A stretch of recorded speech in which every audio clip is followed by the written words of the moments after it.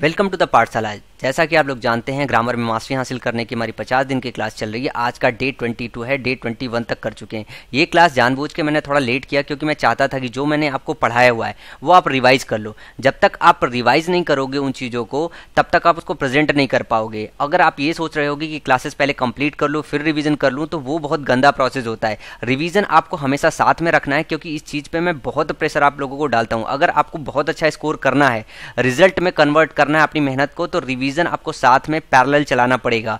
अभी आपका रिवीजन बहुत ज़रूरी है, तो मैं अपने हिसाब से जब मुझे लग रहा है कि मुझे आपको ये लेक्चर डिलीवर करना चाहिए, तो उस टाइम पे वो लेक्चर डिलीवर कर रहा हूँ। आर्टिकल का जो लेक्चर है वो 3 लेक्चर्स में खत्म हो जाएगा और ये तीनों लेक्चर कंटिन्यूअस रहेगा, आज, कल एंड परसों। और इसके अलावा जैसे कि आपने जो अभी तक पढ़ा है, अगर उसको आप रिवीजन के प्रोसेस में डाल नहीं रहे हो, तो वो चीज़ें बहुत अनकंफर्टेबल सिचुएशन क्रिएट करेगी अगर आप पैरेलल नहीं चला रहे हो। तो अगर जैसे कि मैं बोलूं कि अभी ये जो पार्ट ऑफ स्पीच बचा हुआ है, ये कितना और आपका मार्क्स फेच करेगा, ये मैक्सिमम 1 क्वेश्चन या 2 क्वेश्चन करेंगे। इंपॉर्टेंट तो वो भी क्वेश्चन होते हैं कि जो 1 क्वेश्चन या 2 क्वेश्चन उससे 2 नंबर या फिर 4 नंबर बनते हैं, तो वो 4 नंबर आपके लिए बहुत इंपॉर्टेंट है। लेकिन जो इंपॉर्टेंट चीज़ें, इसलिए मैंने जानबूझ के उनको पहले कवर किया था, ताकि आप लोग क्या करें कि चीज़ों को आसानी से पढ़ें और रिजल्ट में कन्वर्ट कर पाएँ। तो अब पार्ट ऑफ स्पीच चलता रहेगा। जिन स्टूडेंट को जल्दी है, मैंने उनको बताया था कि मैं ऑलरेडी आर्टिकल को छोड़ के बाकी सारे पार्ट ऑफ स्पीच में मैं लेक्चर्स बना चुका हूं। हो सकता है कि थोड़ा सा आप अनकंफर्टेबल हो, क्योंकि मैंने उसमें हाथ से लिखने की कोशिश की थी। तो हैंड राइटिंग मेरी बहुत गंदी है, तो समझने में इतनी प्रॉब्लम नहीं होगी, थोड़ी बहुत हो सकती है, आपको चीज़ें समझ में आ जाएगी। तो बात करें हम इस माइंड बाउल कॉन्सेप्ट की कि डे 21 हो गया है, तो इसमें जो रिवीजन का प्रोसेस है, आपको रिवाइज वही करना है कि ये लीकेज फिल करते रहना है, प्रेशर नहीं लेना है। मैं बार बार आपको रिपीट कर रहा हूं कि इस वक्त प्रेशर नहीं लेना है। अगर आपने इधर उधर ध्यान भटकाया ये 10-15 दिन, तो जो आपको रिवीजन में टाइम देना है वो आप टेंशन में, प्रेशर में इधर उधर निकाल दोगे। उससे क्या होगा, वो रिजल्ट कन्वर्ट नहीं होगा। तो जो आपने अभी तक लिया है, उसको, जो पढ़ा है, उसको आप रिजल्ट में कन्वर्ट करने की कोशिश कीजिए। जो बच गया है उसको छोड़ने की कोशिश कीजिए। अगर रिवीजन के बाद अगर आप उसको ले सकते हैं देन उसको लीजिए, अदरवाइज मैं बोलूँगा कि आप छोड़ दीजिए। चलिए अब बात करते हैं क्लासेस की। उसके पहले आप ये चेक कर लीजिए कि क्या आपने ग्रुप ज्वाइन कर लिया है कि नहीं किया है। अपनी क्वेरीज वगैरह के लिए यहाँ पे ग्रुप ज्वाइन कर लीजिए, क्योंकि यहाँ पे बहुत सारे स्टूडेंट हैं, तो आपस में डिस्कस करके भी आप लोग अपने काफ़ी सारे डाउट दूर कर सकते हैं। चैनल सब्सक्राइब ना किया हो तो चैनल सब्सक्राइब कर लीजिए। लाइव क्लासेज हम 25 या 26 अगस्त के आसपास चलाने वाले हैं टियर 2 की। अब चलिए बात करते हैं क्लासेस की। आज पढ़ेंगे हम आर्टिकल्स। तो जो हमारा आर्टिकल है, आर्टिकल को हम समझते हैं, देखो बहुत टेक्निकलिटी में नहीं जाएंगे, हमको करना एग्जाम क्रैक, तो आर्टिकल को हम सिंपल लैंग्वेज में समझते हैं जिससे हम क्वेश्चंस को सॉल्व कर पाए। तो आर्टिकल होता क्या है, जैसे कि हम जानते हैं कि article a, an and the को आर्टिकल बोलते हैं। तो आर्टिकल इसमें से 2 टाइप का होता है। एक हिंदी में समझिए कि निश्चित होता है, और एक वो होता है अनिश्चित, या इंग्लिश में बोल ले तो एक को बोलते हैं इनडेफिनिट, एक को बोलते हैं डेफिनेट। तो डेफिनेट और इनडेफिनेट, इनडेफिनेट वो होता है जो, वो क्या कहते हैं कि निश्चित, ये रिवर्स ऑर्डर में लिख दिया गया है, डेफिनेट इधर होगा एंड इनडेफिनेट इधर होगा। तो निश्चित वो होता है जिसे आप ये पता कर सकें कि ये चीज़ डिफाइन है, आपको ज्ञात है। इनडेफिनेट वो है जो आप पक्का श्योर नहीं हो कि अमाउंट क्या है, उसका 1 है, 2 है, 3 है या 4 है। तो आप ऐसे समझो कि ए एन एन को क्या हम बोलते हैं, अनिश्चित या फिर इनडेफिनेट, और दा को क्या बोलते हैं हम, निश्चित या फिर डेफिनेट। तो जहां पे भी आपको मिले दा वर्ड, तो ये समझ लीजिए कि हम कोई चीज निश्चित करने की कोशिश कर रहे हैं, डिफाइन करने की कोशिश कर रहे हैं। और जहां पे भी आपको ए एन मिले, तो बस आप ऐसे समझिए कि हमको वो पता नहीं है चीज, हम बस एक जनरल वे में ए और एन का इस्तेमाल कर रहे हैं। एक तो एक जनरल सेंस रह गया कि हमको कैसे ए एन और दा समझ में आए। तो हम एक एक करके चलेंगे, कुछ पढ़ाई करेंगे, ए और एन के कुछ रूल्स देखेंगे, ए एन के कुछ एग्जाम्पल्स देखेंगे, ताकि हमको समझ में आए कि ए एन कहाँ कहाँ यूज करता है। कुछ स्पेसिफिक फ्रेजेस वगैरह होते हैं जिन पे क्वेश्चंस पूछे जाते हैं, तो वो सारी चीजें पढ़ेंगे। तो मैंने क्रैप अवॉइड करने की कोशिश की है, जो बहुत बेसिक चीजें हैं। एक बार मैं उसको डिस्कस करूंगा थोड़ा, लेकिन फास्ट वे में डिस्कस करूंगा, और जो मेन मेन कॉन्सेप्ट है जिस पे क्वेश्चन पूछे जाते हैं, मेन रूल्स है, उन पे थोड़ा फोकस करेंगे हम लोग। तो चलिए एक एक करके देखते हैं ए, एन और द। सबसे पहले तो ये समझ लीजिए कि आर्टिकल लगता कहाँ है। आर्टिकल हमेशा नाउन के पहले लगता है, आर्टिकल हमेशा नाउन के पहले लगता है। तो चलिए देखते हैं कि ए एन कहाँ पे इस्तेमाल होता है। ए एन जो होता है वो हमारा सिंगुलर काउंटेबल नाउन्स के पहले लगता है। एक तो सबसे पहले काउंटेबल नाउन का होता है। काउंटेबल नाउन वो होता है जिनको हम काउंट कर सकते हैं, उसमें भी या तो वो सिंगुलर होगा काउंट करेंगे या तो प्लूरल होगा। तो जो सिंगुलर काउंटेबल नाउन होंगे उनके पहले हम ए और एन का इस्तेमाल करेंगे। जैसे this is a chair, sorry this is chair इस तरीके का दिया रहता है और दिस इज ए चेयर हमको लिखना होता है। दिस इज अम्ब्रेला इसमें आ जाता है, दिस इज एन अम्ब्रेला, इसको हमें वहां पे बनाना पड़ता है। तो कभी काल को बहुत इजी जब क्वेश्चन रखना होता है तो ये क्वेश्चन रख दिया जाता है टीयर 1 में, कभी काल को ऐसा होता है, लेकिन ज्यादातर ऐसा नहीं होता। तो ध्यान रखिएगा कि सिंगुलर अनकाउंटेबल नाउन के पहले हम ए एन का इस्तेमाल करते हैं। और एक चीज और ध्यान रखिए कि अनकाउंटेबल जो अनकाउंटेबल नाउन होता है उनके पहले हम इस्तेमाल नहीं करते, लेकिन हर चीज़ में कुछ ना कुछ एक्सेप्शंस होते हैं। तो आगे चल के भी देखेंगे कि कुछ क्या ऐसे एक्सेप्शंस है जो अनकाउंटेबल नाउन में है जिनके पहले हम इस्तेमाल कर सकते हैं। अब सवाल ये आता है कि चलो हम सिंगुलर अनकाउंटेबल नाउन के पहले इस्तेमाल हो रहे हैं, तो वेयर आर आर्टिकल्स यूज, एक ये क्वेश्चन बनता है कहाँ कहाँ यूज होता है। तो चलिए कुछ एग्जाम्पल के थ्रू मैं समझाता हूँ कि आपको आर्टिकल्स कैसे लेते हैं कि ए एन को कहाँ पे पुट करें। जैसे यहाँ पे एक चीज़ देखिए, she is excellent, she is excellent, क्या ये सही है या गलत है? कभी कभी लिख के आता ना सी इज एन एक्सीलेंट, तो क्या ये चीजें सही है? तो एक बात आपको ये देखना होता है कि क्या एक्सीलेंट यहाँ पे है क्या आपका। अगर नाउन है देन आप लगाओगे, अगर नाउन नहीं है तो आप नहीं लगाओगे। सी इज एक्सीलेंट, यहाँ पे एक्सीलेंट जो है आपका एग्जैक्टिव है, क्योंकि एक्सीलेंट होना सी की क्वालिटी बता रहा है, तो एग्जैक्टिव है। तो एग्जैक्टिव के पहले हम आर्टिकल का इस्तेमाल नहीं करते हैं। लेकिन अगर ऐसा लिखा रहे सी इज एन एक्सीलेंट स्टूडेंट, अब स्टूडेंट क्या है आपका, ये आपका जो है नाउन है, नाउन के पहले एक्सीलेंट लगा है, अब उसके पहले आप लगा सकते हो। तो एक केसेस ये होता है कि जब नाउन होता है, नाउन को अगर कोई क्वालिफाई करता है एग्जैक्टिव, तो एग्जैक्टिव के पहले हम क्या करते हैं, ए एन का इस्तेमाल करते हैं। अगर एग्जैक्टिव को भी क्वालिफाई करने के लिए वर्ड आ जाए जिसको हम बोलते हैं एडवर्ब, तो एडवर्ब के पहले इस्तेमाल करते हैं। तो पोजीशन ये होता है कि ए एन को पुट करते हैं एडवर्ब के पहले, then adjective, then noun. She is an excellent student, she is a very good student, यहां पे स्टूडेंट ये आपका जो है नाउन हो गया, ये हो गया जो गुड आपका, ये हो गया आपका एग्जैक्टिव, ये वेरी जो हो गया आपका एडवर्ब हो गया, और एडवर्ब के पहले आपका ए आया। तो इस तरीके से हम जो है आर्टिकल्स को पुट करते हैं। अगर एडवर्ब भी हो, एग्जैक्टिव भी हो और नाउन भी हो, एक तो नाउन के पहले लगना होता है और एग्जैक्टिव के पहले नहीं लगाते। जैसे इस केस में है सी इज एक्सेलेंट, एकदम सही है, इसमें कभी ए एन का इस्तेमाल मत कीजिएगा। इस तरीके का भी एग्जाम में क्वेश्चन पूछा जाता है, लिख दिया जाएगा सी इज एक्सेलेंट, ऑप्शन में इंप्रूव करने को दे दिया जाएगा ए एन एंड द, तब उसमें कंफ्यूजन आ जाता है कि यार ये यहाँ पे लगना चाहिए था कि नहीं लगना चाहिए। तो ध्यान रखिएगा कि एग्जैक्टिव सिर्फ दिया हो तो नहीं लगाते हैं, लेकिन अगर नाउन उसके साथ दिया हो तभी लगाते हैं। और जब एडवर्ब, एग्जैक्टिव एंड नाउन एक साथ दिया हो तो हमेशा हम एडवर्ब के पहले लगाते हैं, उसके बीच में कहीं वेरी गुड और स्टूडेंट के बीच में नहीं पुट करते हैं। तो ये चीज़ें तो आपको पढ़ते पढ़ते आदत हो गई, तो सेंटेंस का फ्लो ही बिगड़ जाएगा जब भी इस तरीके की अगर ये रखेगा तो वहाँ सीधे सीधे पता चल जाता है। चलिए कुछ और चीज़ें समझते हैं कि यूज ऑफ ए और एन का कहाँ होता है।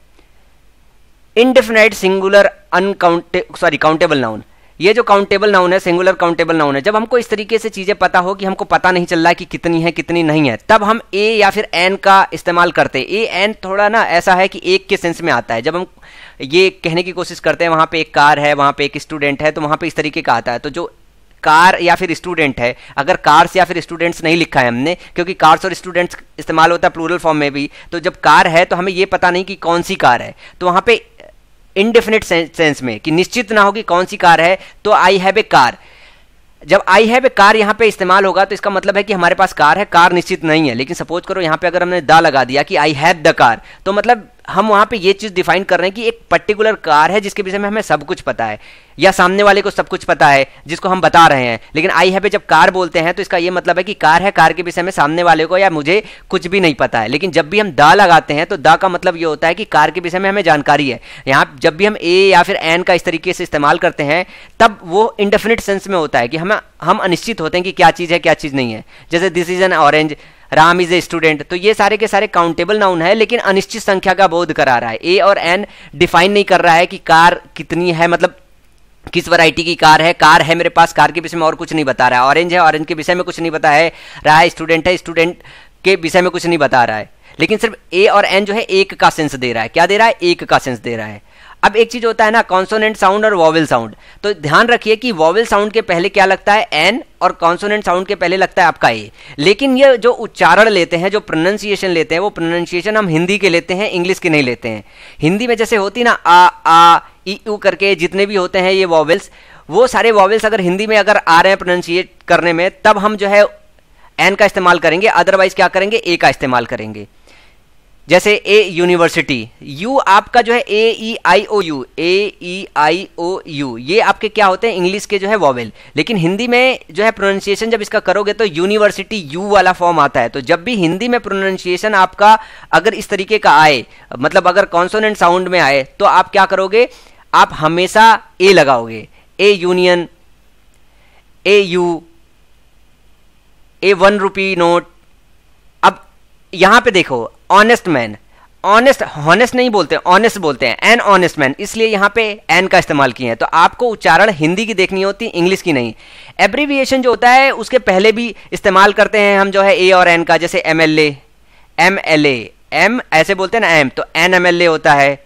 और कुछ एग्जाम्पल देखते हैं, जैसे आईएएस, आई बोलते हैं ना आई करके, आई, तो प्रोनाउंसिएशन में आ रहा है आई, ये आ रहा है वावेल, तो एन लगाएंगे हम।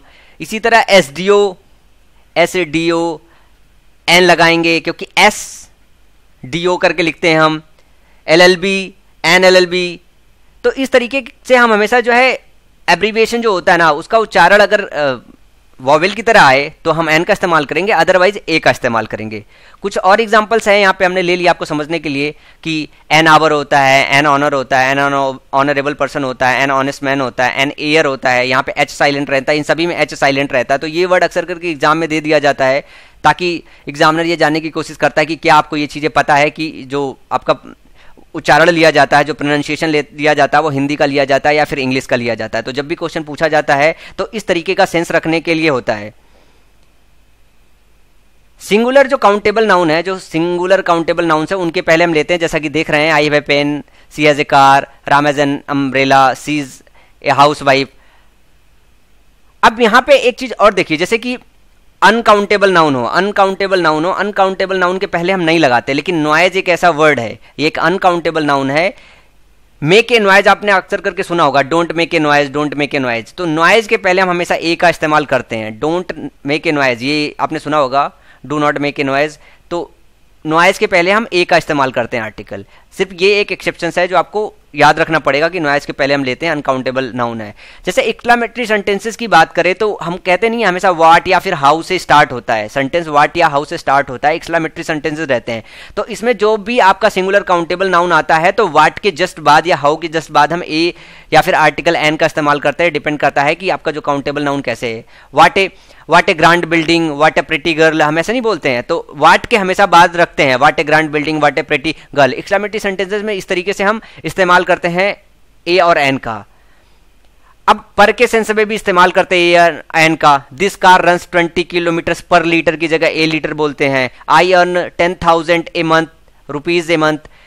तो यहां पे पर मंथ होता है तो पर के सेंस में हम ए और एन का इस्तेमाल करते हैं। This train runs 27 kilometre per hour की जगह एन आवर। तो ए और एन का पर के सेंस में भी हम करते हैं।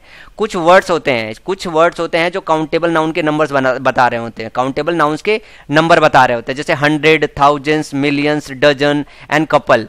इनके पहले भी हम आर्टिकल जो है उसका, ये तो वर्ड है जो सारे के सारे हैं वो आपके कॉन्सोनेंट साउंड वाले हैं। तो कॉन्सोनेंट साउंड वाले हैं तो आप क्या करोगे, इनके पहले आर्टिकल ए का इस्तेमाल करोगे।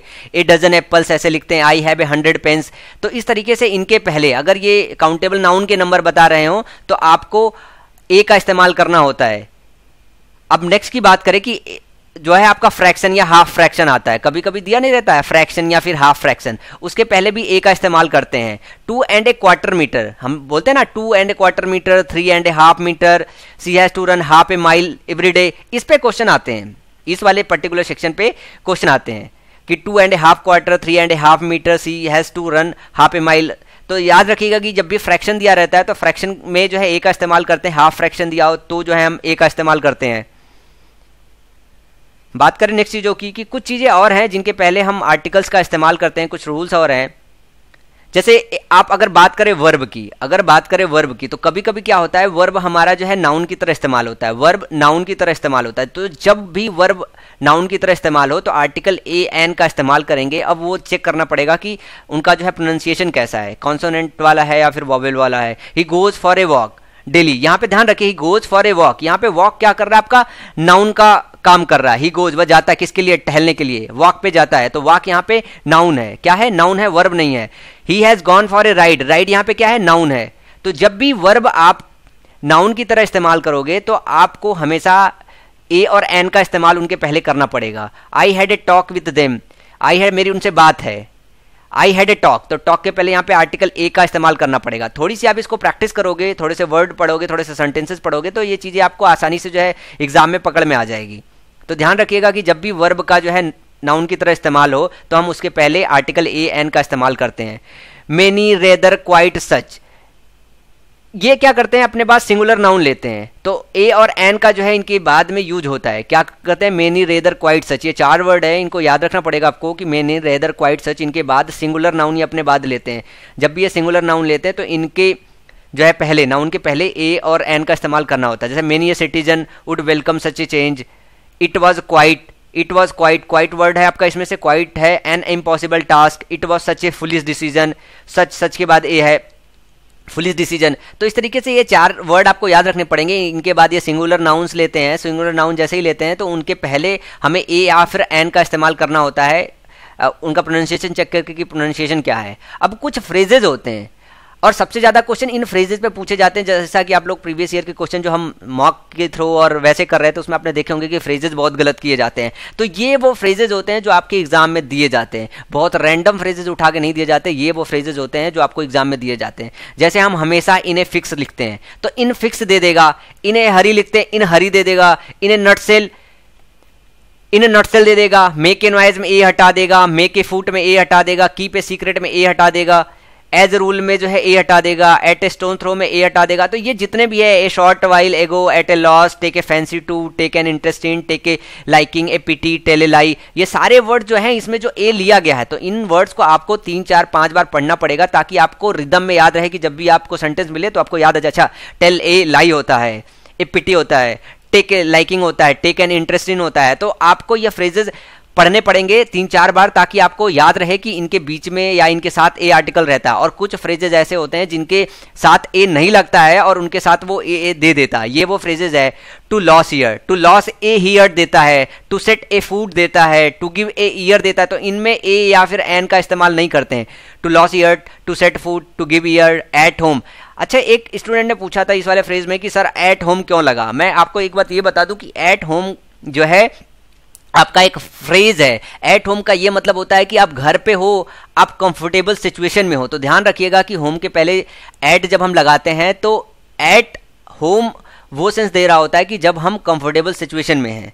लास्ट बट नॉट लीस्ट, याद रखिएगा कि इसके बीच में कभी आर्टिकल नहीं आता, टू कैच फायर के बीच में नहीं आता, इन हैंड के बीच में ए एन नहीं आता, सेट ऑन फायर के बीच में नहीं आता, by car, by bus, by a car, by a bus नहीं लिखते हैं, बाई कार, बाई बस लिखते हैं, at last, by mistake, in danger, to take heed. इन सब में ए एन नहीं रहता है, ध्यान रखिएगा, और इन सब में ए और एन रहता है। तो ये वो फ्रेजेज है जो सबसे ज़्यादा क्वेश्चन पूछे जाते हैं, जिन पे क्वेश्चंस बनाए जाते हैं एग्जाम में।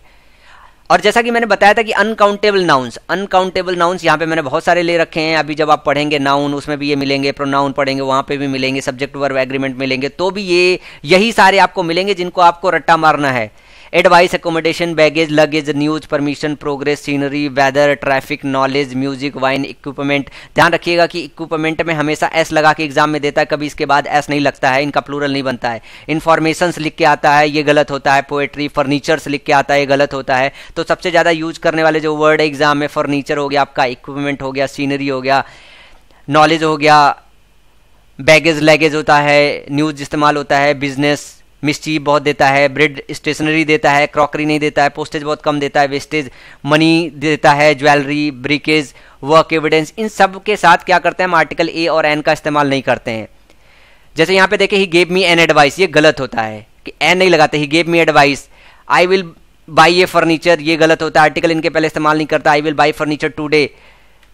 जो अनकाउंटेबल नाउन होते हैं उनको काउंट कर ही नहीं सकते हो, तो ए एन एक सिंगल के सेंस में आता है जब भी इनका इस्तेमाल होता है, तो इनके साथ कैसे लगा सकते हो, क्योंकि अनकाउंटेबल नाउन हम पहले से बोल रहे हैं कि इनको काउंट नहीं कर रहे हो, ऊपर से ए एन इनके साथ लगा रहे हो, तो ये एक दूसरे के अपोजिट नहीं हो जा रही चीजें। तो अनकाउंटेबल नाउन के साथ ए एन नहीं लगाते, ए एन लगा के सिंगुलर सेंस दे रहे होते हैं। तो जब पहले से हम बता रहे हैं कि अनकाउंटेबल नाउन है, तो आप उसको सिंगुलर सेंस दे कैसे सकते हो। अब अगर इनको काउंटेबल बनाना हो, अगर इनको सिंगुलर प्लूरल सेंस देना हो, तो इस तरीके से देते हैं, I have a piece of information, ये पर्टिकुलर वर्ड जोड़ना पड़ता है, I have a piece of information for you, I had a slice, bread के पहले ए स्लाइस ऑफ ब्रेड ऐसे करके जोड़ते हैं, he gave me a piece of work, a piece आप करके जोड़ते हैं। तो इस तरीके से कुछ और एक्स्ट्रा वर्ड जोड़ के इनको हम काउंटेबल सेंस में लाते हैं। कुछ वर्ड और है यहाँ पे, जैसे what kind of, what short of, what type of, what variety of.